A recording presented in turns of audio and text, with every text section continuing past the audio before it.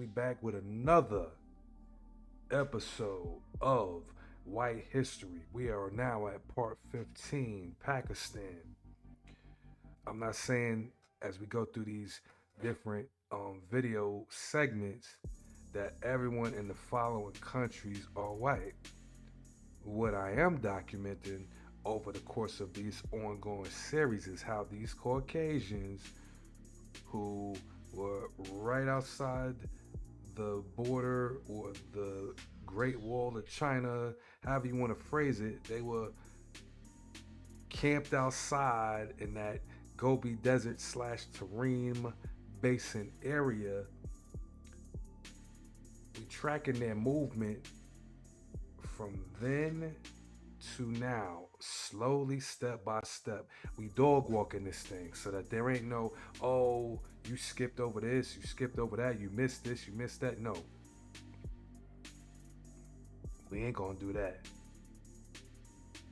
In every country that I'm highlighting, these Indo Iranians who would later become identified in history as Indo Europeans or Eurasians, or later on down the line, the Alans, the Vandals, the Visigoths, the Germanic tribes. We making the link. I'm giving you the step by step, piece by piece. So just bear with me. You know what I'm saying? If you just now joining us in part 15, you know what I mean? Shit, jump on back to part one and then get caught up. All right, so boom, we're gonna jump into Pakistan and try to kind of give an overview at a high level from the past as close as we can to current day. All right, so let's get into it. Pakistan, to put respect on this country's name, because as we cover world history, I want to try to make sure I have the most current, accurate information possible. If I'm ever dropping a gem or dropping information that might not be the latest and greatest, and if there's an update or if I'm just flat out wrong, drop it in the comment, wherever the comment is. All right. So one, Pakistan, officially, I guess, known as the Islamic Republic of Pakistan. Just to put that out there and get that on the official record. Number two, this started as part of the Indus Valley Civilization, one of the world's oldest, which flourished around 3300 to 1300 BC. Number three, following the decline of the Indus Valley Civilization, Indo Aryan tribes moved into the Punjab from Central Asia. Every time that come up, I'm gonna be like ding ding ding ding. So when I'm saying what I'm saying, and when I'm saying white history, and you hear the word Central Asia, or you hear Indo-Aryan, or you hear Ariana, or you hear Bactria, somewhere in your brain should be going ding ding ding ding. So basically, Indo-Aryan tribes moved into the Punjab from Central Asia in several waves of migration in the Vedic period from 1500 BC to 500 BC. So for you students of history that maybe just now kind of getting interest, you can always tie something in the past to something in the present. In the United States, how we got waves of Central and South Americans, and it's probably mostly Central Americans, but I could be mistaken. But I'm gonna roll the dice and say it's mostly Central Americans that are on this caravan migrating into the United States. They're coming in waves. So the same way that they coming in waves trying to get into the United States, because the United States, from a this paradigm perspective, the United States is one of the so-called superpowers, um, a place that people in a less um, luxurious situation would love to get to. And let's never get that fucked up either. So the same way these cats is trying to come through our borders to get into the United States, these Indo-Aryan tribes were creeping into the ancient, I guess, borders of what would become Pakistan, into the Punjab. They came from Central Asia. So when they came, they brought with them distinctive religious traditions and practices which became fused with local culture. So I know that was a long one for bullet point 3, but moving on. Number 4, the Achaemenid Empire's influence in the region, I guess, got pretty heavy around the 6th century. In the Achaemenid Empire, if I got it correct, because sometimes I go off the dome as well as my notes, I want to say that was a Persian Empire situation. The Persians always been kind of big boy in this region, especially during this time in history. Or should I say throughout history? The Persians are the Persians. All right, so anyway, bullet point number 5, Alexander the Great's conquest in 326 BCE. He came, he saw, he conquered, right? That's what they say. Bullet point number 6, Pakistan had some periods where the Maurya and Gupta empires ruled parts of the region in ancient times. Number 7, Islamic rule begins in the 8th century with the Umayyad Caliphate.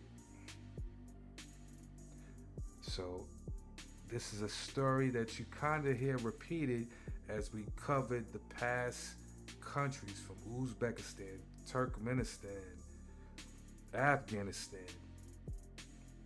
When Islam pops up, it pops up in a major way. They like, yo, I don't know what y'all was doing before, but this is the thing now. So that's the 8th century with the emergence of Islam in what we now call Pakistan with the Umayyad Caliphate. Bullet point number 8, the Ghaznavid and the Ghurid empires establish Islamic dominance. Self-explanatory. Bullet point number 9, Delhi Sultanate rule from the 13th to the 16th century. So as we come back through, or when y'all watch the video, I'll be dropping, additional little gems over here on this side of the screen.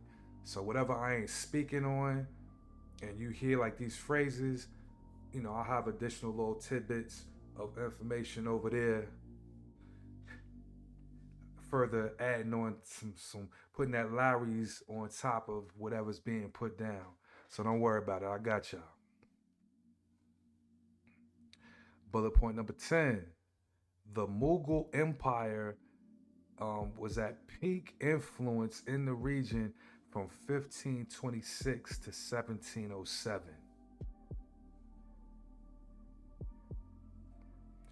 Bullet point number 11, where shit start to go downhill. Arrival of the British East India Company in the 18th century. Here they come with their bullshit. Bullet point number 12, British India formally established in 1858. Bullet point number 13.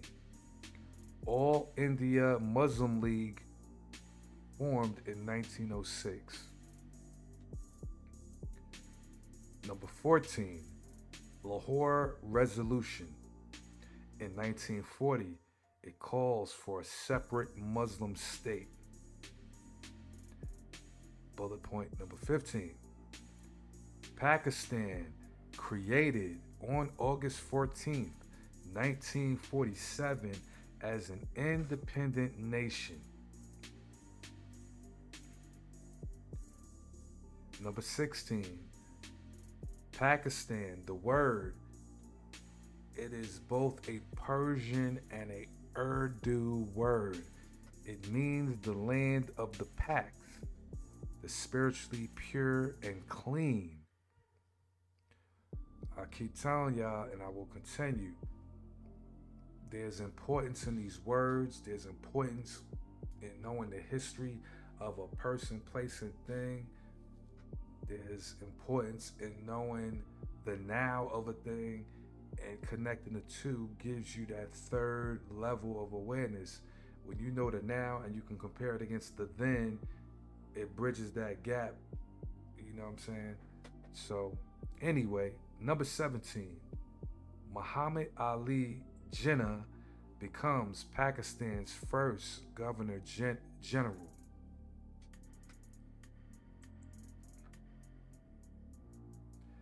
All right, boom. I'm on page 2 of my notes. All right, number 19, India Pakistan partition causes mass migrations and communal violence. Number 20, the first war with India over Kashmir occurs in 1947 to 1948. Number 21, the Constitution adopted in 1956. Pakistan is declared a republic. 22, Ayub Khan's military rule begins in 1958. And here we go with that Khan business again. 1958, from 1219, when Genghis Khan started coming through, tearing up, wrecking shop, he left a strong mark. There's clearly a line of influence that's still being exerted from the grave from Genghis Khan, when he came through and just put that whole continent on smash. Pardon me. 24. The Indo-Pak Wars begin in 1965 and also in 1971. Bangladesh gains independence. 25. Zulfikar Ali Bhutto becomes prime minister in 1973. 26. Bhutto's execution occurs in 1979. General Zia ul Haq assumes power. 27. Soviet-Afghan War from 1979 all the way through to 1989 has effects on Pakistan. 28. Benazir Bhutto becomes the first female prime minister in 1988, which that's a gem for me because I didn't know that until, obviously at the time that I started to compile this information, you know what I'm saying? So, on to 30. Tensions rise with India, leading to the Kargil conflict in 1999. 31. The military coup in 1999 brings General Pervez Musharraf to power. 32. Bhutto's assassination occurs in 2007. A democratic transition follows shortly afterward. So, to stop here at this particular point, I remember watching a video on YouTube back, that had to have been almost 10, 11 years ago.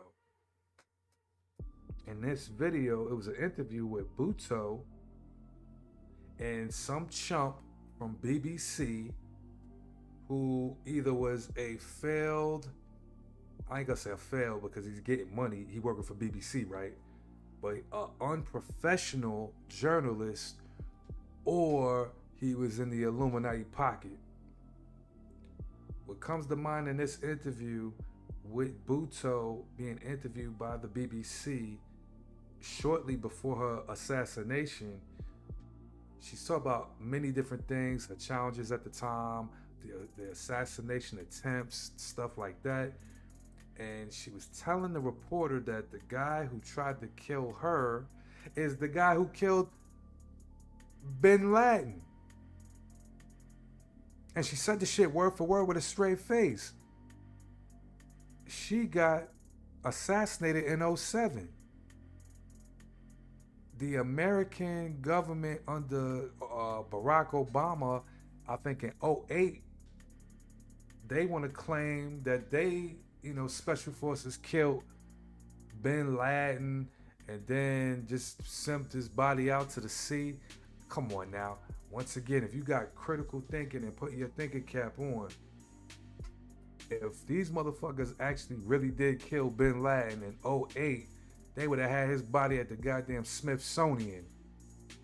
The man that they claim is allegedly responsible for bringing down the Twin Towers, the World Trade Center, where many Americans lost their lives. And this guy was somehow murked off in '08 or '09, sometime during President Obama's first term, allegedly.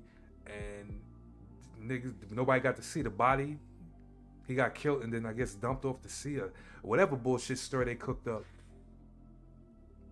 That motherfucker would be there like Han Solo in Carbonite forever for the world to see. This is the motherfucker right here who did America dirty, but we tracked him down and we made him pay the price. All that bullshit. Fuck out of here. So anyway, I had to just go off on that tangent just because it's facts. Bhutto in her interview told this fucking British chump ass, shill ass reporter that the guy who tried to murder her killed bin Laden back in '03. And that reporter didn't stop. He didn't say, "Hey, wait, hold up. Are you telling me that the guy who tried to kill you also killed bin Laden?" He didn't say none of that because the narrative of it is, the bigger picture is America, Europe, England, whatever the fuck, however you want to phrase it, the Illuminati alliance connection, whatever, the network, they wanted it out there that he was still the boogeyman out here moving and shaking so that they can have justification to keep doing what they doing, which is invading and fucking with all these so-called Middle East countries and taking their resources in the search of this alleged boogeyman that, according to Bhutto, in a BBC interview, told this reporter had already been murdered in 2003. Track that interview down. Maybe I'll drop the link.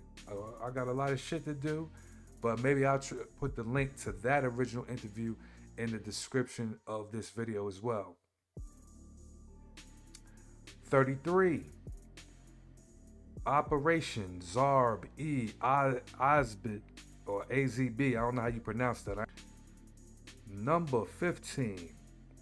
China Pakistan Economic Corridor, which is probably known better as CPEC, was inaugurated in 2015.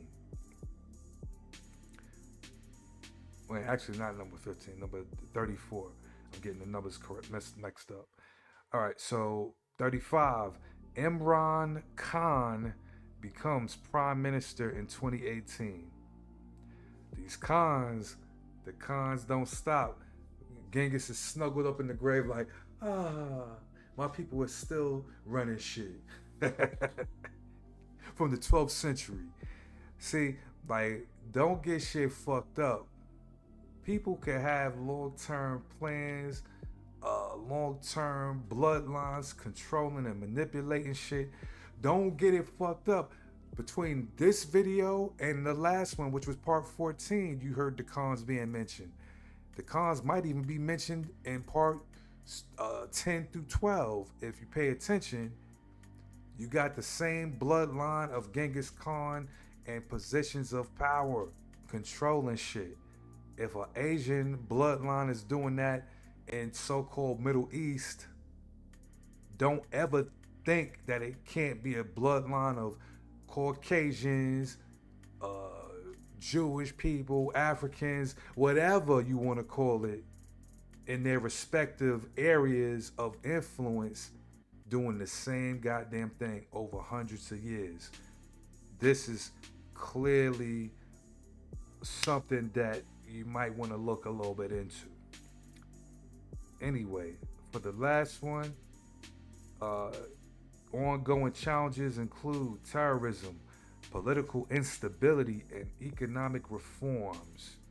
So Pakistan is, while they probably made plenty of progress, they look like they're still dealing with plenty of challenges as they move towards trying to become some kind of eventual superpower in their own little way down the line.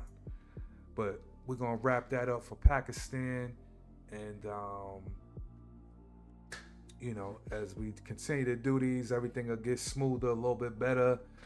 I was probably all over the place. Like I said, I had two different lists. I had a master list, but I had to break it down into 2 pages. So, there that is. But either way, we conclude in Pakistan, and I appreciate y'all for rocking with me.